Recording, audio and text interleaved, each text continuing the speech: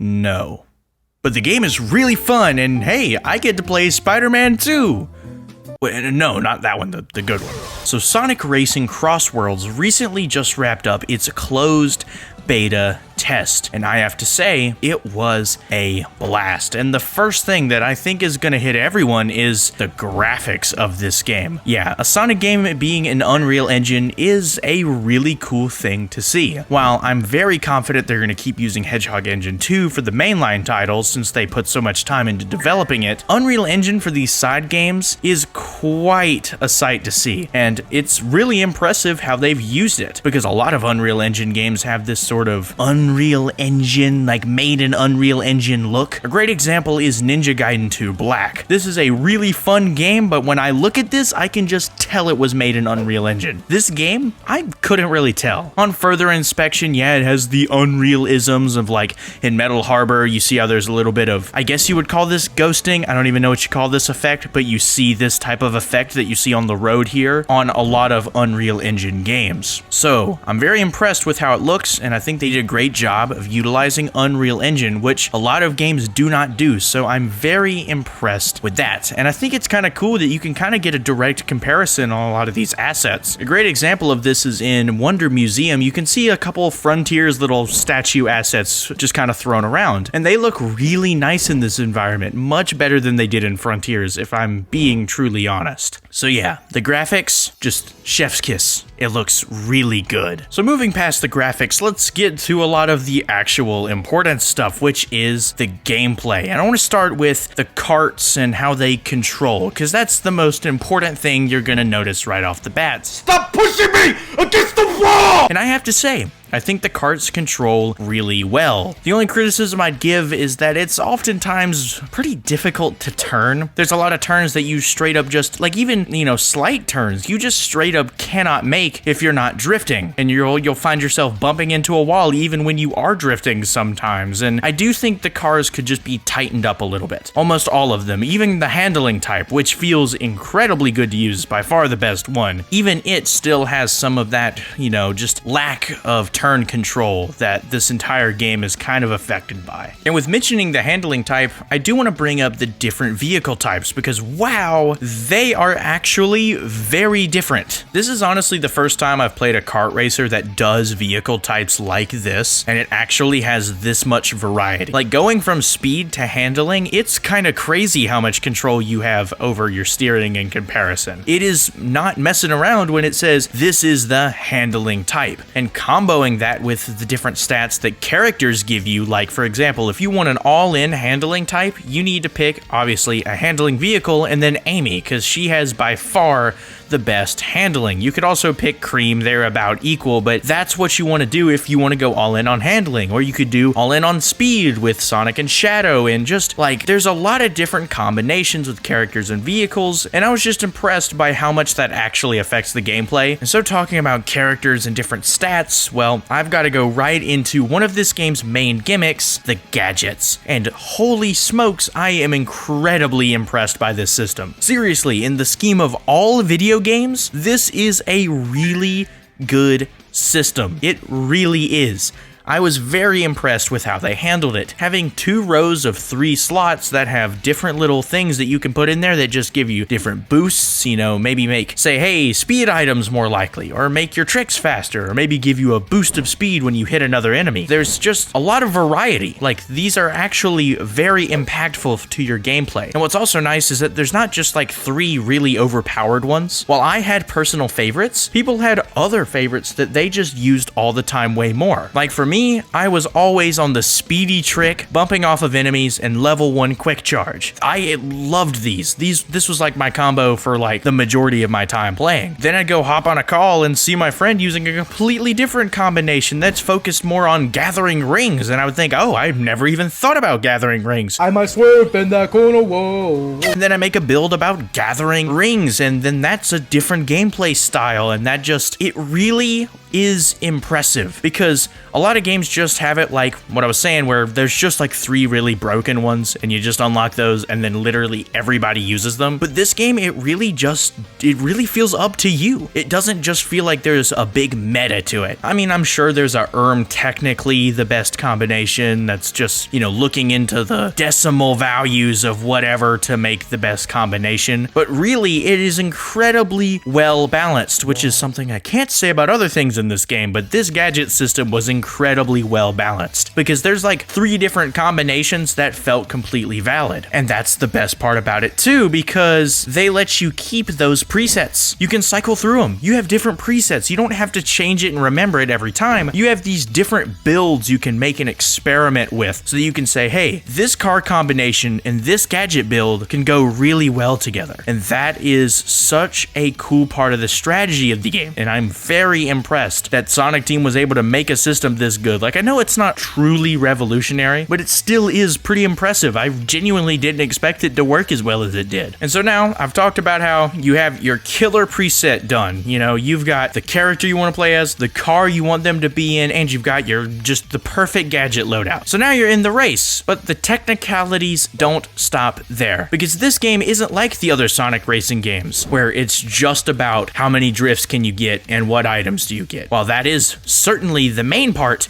they've added some extra layers of depth within the track design that just take it up a notch. There are 2 amazing examples of this in Metal Harbor. The first one is where you could go in this plane section, or you could just not go into the plane form at all and take this safer route, which, while it could be slower, you do actually get the benefit of getting almost some guaranteed items right here that those in the plane are just gonna go right over before they hit the ground. While there are items in the air, there's still a pretty high chance you're gonna miss them. So they added this safer route that benefits you with a lot of rings and a good item. So I'm usually on the board of just taking the safer route and getting some guaranteed rings and almost always a free item. The second example is on the second to last curve. You're taking this big left curve and you'll notice that lower path, there's just this little window. And if you are good with it, you can slide right in there. And okay, you might think, what's the advantage of doing this? Aren't you just gonna get your boost like normal? Well, something I love in this game is that you get to maintain your drift even in the air. You can even do a ton of tricks. You still maintain that drift. And that's what makes it work. Because if you kept going on that curve and just released the drift at the end of it, yeah, you would get the boost from the drift, obviously. But with this, you get 2 boosts. One from hitting the ground after doing 3 tricks, and then releasing the drift. So you get 2 boosts, making this the faster route. It also does a really good job of setting you up for the final turn skip, to where you can make a lot of ground, particularly if you have a boost wisp. Yeah, this is quite the way to end off a race. If you know what you're doing, you can get from a pretty bad position to almost or even winning the race. And honestly, that's why Metal Harbor is by far my favorite course in this game. It has the most technicalities to it. This track can be mastered. There is a lot to it, and it just really works. And while Metal Harbor is certainly one of my favorite examples of a lot of the technicalities, the other tracks are certainly not lacking in their technicalities either. One example that I never even noticed until it was pointed out to me, these blue boost pads that you see in the final lap work as if they were wisps. Now, that might not seem very significant, because a wisp is just a slightly more powerful boost, right? That's all you'd think.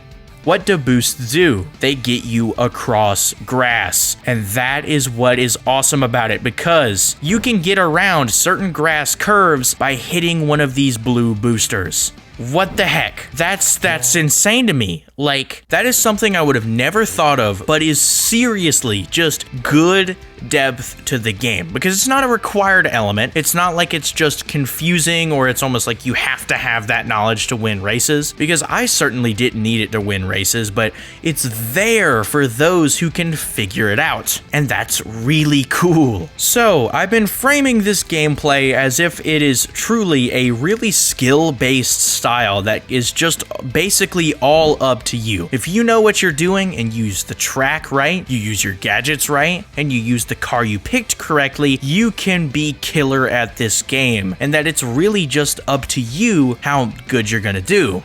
Well, that's only true to an extent. We gotta talk about the items. Yeah, the items in this game are utterly busted, dude. You've got the monster truck, you've got the drill, you've got the ring warp, you've got just, oh man. These items are chaotic.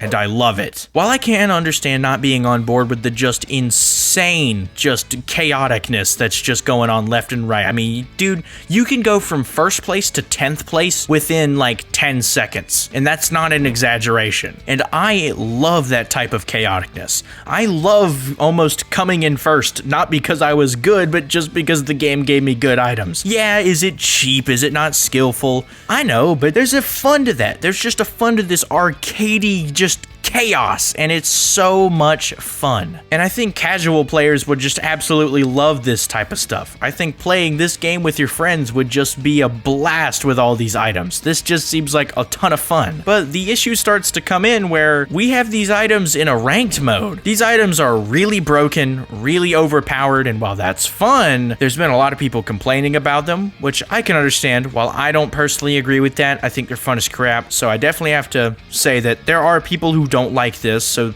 they do need to take that into account. And also, you're in a ranked mode, which should be all about skill, you know? I mean, ranked should indicate your skill, and while I do really like the ranking system, and we'll get into that in a minute, you shouldn't really have this much gameplay be basically all up to chance, be all up to just how good is your RNG in the game. And while in the lower ranks, having this type of chaos is totally fine, and I didn't really care about my rank, but as I started progressing and thinking, hey, I actually want to try and rank up as much as I can, I realized, oh shoot, if I lose, my rank's going to start going down. Because in higher ranks, you actually get, obviously, punished for losing a race, for doing so poorly. I actually had to start taking the races seriously. And that's fine, but it starts to get annoying when, all right, I'm going to take this race seriously, and then bam, on the last stretch, on the last, just that little bit to left to the finish line, you get run over by a monster truck, and it is just very frustrating. It's fun when it's casual, and you're just wanting to play a race. It's chaotic madness, and it's addicting, but man, when you're in that ranked mode and you actually want to take it seriously, it quickly becomes apparent how unfair this is. I really like a lot of unfair online games. I love games that are kind of unbalanced, like almost intentionally, to where like if you get a certain thing, like that's it, you won. But I don't mind that. I think that's fun. I love I'm able to get a broken item and use it on everybody else, and it's so satisfying. Yeah, it is annoying when someone uses one of those items against you and everyone else, but to me, it's so fun when I get to use that broken item that it makes up for it in my mind. But since there is a ranked mode, and this game does have, like I just said, a lot of these technicalities, and it's a genuinely incredibly technical and skilled game when you strip away the items, but the items just almost dumb it down to just being so casual, to where it's all just up to luck, to where instead of focusing on learning the track design and learning every skip you can and just figuring out what the best gadget combos are, you really just want to pick up every item box and use every item as soon as you can. Or if you get a broken item, just hold on to it until the very last stretch of the race and just run over everybody. And so what I would say is that while yes, there does need to be some improvements to where you can't get the monster truck in such a high ranking, to where the monster truck should only be reserved for like, you know, 5th and below. Like it absolutely, like if you're above 5th,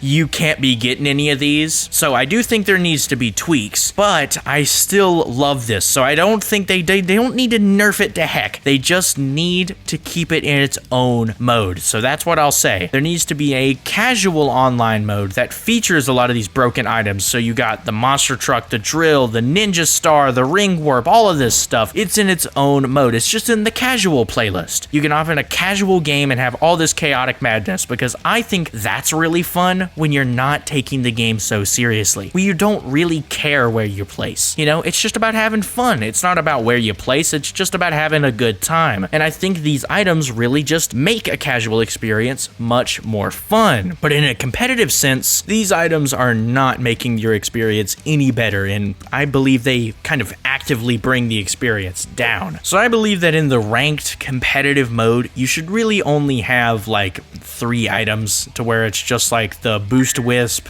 you got the, punching glove, and then you've got, a bomb. I think that should be about it for the ranked, because it still is an arcade racer, right? So it still should have some items, but it really should only have a few items that are going to hit other players. And I think the bomb and the punching glove are by far the ones that take the most skill to use. So I think in a ranked mode, that just complements it really well. But for that casual playlist, please, whatever you do, Sega, keep the chaotic madness. It is super fun when you're not taking the game seriously. So talking about the ranked mode, I do actually want to talk about the ranking system itself, because it's nothing crazy. You just have the different, obviously the Sonic ranks, they're just going to do it in the letter format, which makes sense. And then you have a minus and a plus variety of it. And I think they did that in the smartest way possible. But the main thing I want to discuss is I'm very impressed with how difficult it is. I played this demo for 14 hours and I only got to rank A-, and I got to it just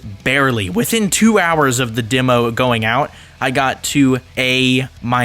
That is actually kind of crazy. I mean, that's what I'm saying. That's a lot of time spent grinding a game, and that's all I got, particularly in a racing game. This isn't like an online competitive shooter or something like that. No, it's an online competitive racing game. And I have to say, I was just very impressed with, once you start getting higher in those ranks, man, I mean, it's just like, if you get 7th or below, nope.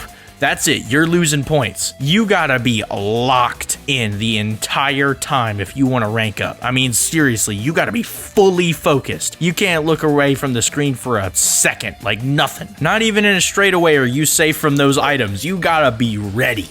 So really, that's about all I wanted to talk about revolving around just the gameplay, because I think the gameplay is incredibly fun, and it has a lot of depth, and it's really technical. I do think it's the most technical Sonic racing game we've gotten before. That's still a kart racer. I'm not talking about riders, because it does have more depth than this. But sadly, a lot of the times that depth is just overshadowed by a lot of these really busted items, which, while fun, are only fun in a certain context, in a more casual context. And I know that there's gonna be a competitive scene for this game, and I hope there is, because that's cool. A competitive online Sonic game that is actually fun. Wow, that's a crazy concept to me, and I really hope that they can make that competitive mode be truly more fair than it was in this demo. Well, obviously, this is still just a demo, right? So I do not know how they're gonna handle the ranked mode in the final game, but I do hope that a lot of these broken items are either A, hardly ever gonna appear in it, or just straight up removed,